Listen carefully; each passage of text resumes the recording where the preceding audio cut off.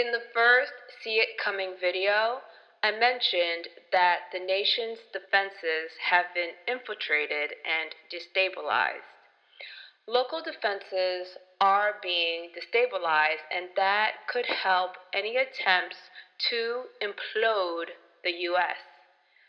I'm glad that racism in the police force is being exposed. I don't believe that all cops are racist or bad. I do believe that some cops have acted inappropriately towards black people, especially lower income black people. However, I think the issue between the cops and lower income blacks are more complicated than anyone thinks. One side will point the finger at the other side, but the truth could be that at this point, both sides are to blame. The police aren't innocent, but neither are lower income black people. In this case, the most effective solution could be found when the problem is looked at as a whole and not as parts, when both sides are held accountable.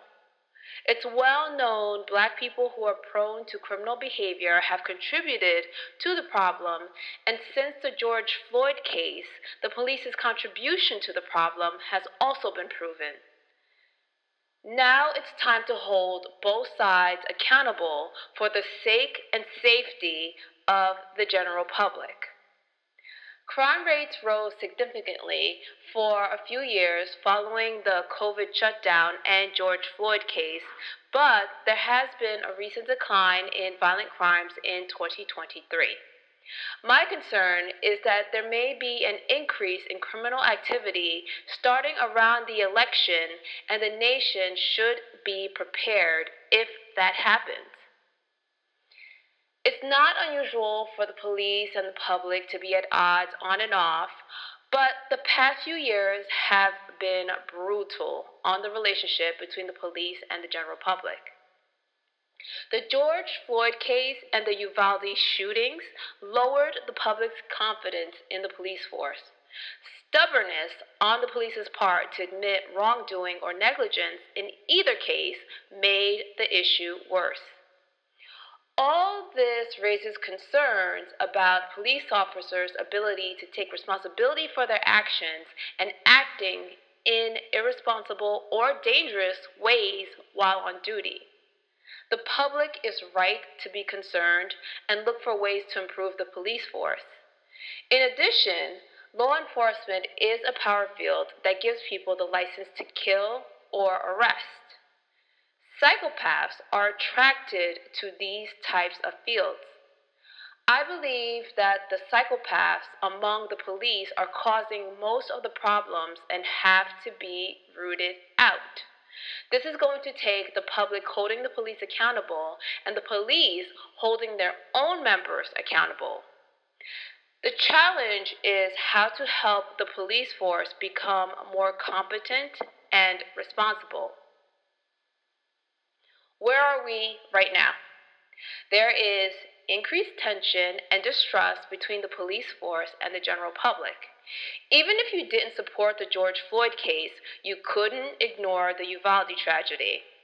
The public's response has been to defund the police until they get their act together. What are the effects of that? There has been an increase in crime for a few years as some police have been stubborn and or short-staffed. How is this affecting the relationship between the general public and the police? This is the surprising start of the dystopian police force, one that disregards, resents, and terrorizes the general public. The pictures of a foreboding police force that comes to take away the power of the people is becoming all too real. Defunding the police has left the police desperate for new recruits and burnt out from being short-staffed.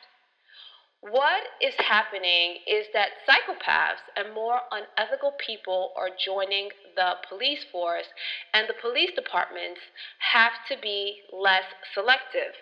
As more unqualified and psychopathic officers move into the police force, you start to get the picture of a psychopathic and ruthless police force taking orders from a possibly upcoming psychopathic leader to move in on the general public. It will be a police force worse than the one that was in place before George Floyd, and the abuses will increase and be more covered up. There is a growing anger and resentment between the police and the general public. Stop letting lower income black people who are apathetic towards criminal behavior fuel the fire with no real answers to the problems that they point out. There are psychopaths involved on both sides of the fight. There has to be a better solution, a better long-term solution, and it is needed now more than ever. Psychopaths have always been in the police force, and that is one of the main reasons for the negligence and abuse of power. Remember that law enforcement is a power position with a license to kill and arrest. Psychopaths love that. And now that law enforcement is desperate for new recruits, they have a better chance of moving in, fueling the resentment towards the public, and taking over. Defunding the police has not worked. It hasn't really worked, and is creating more problems than it is solving. Let's try more accountability and penalties.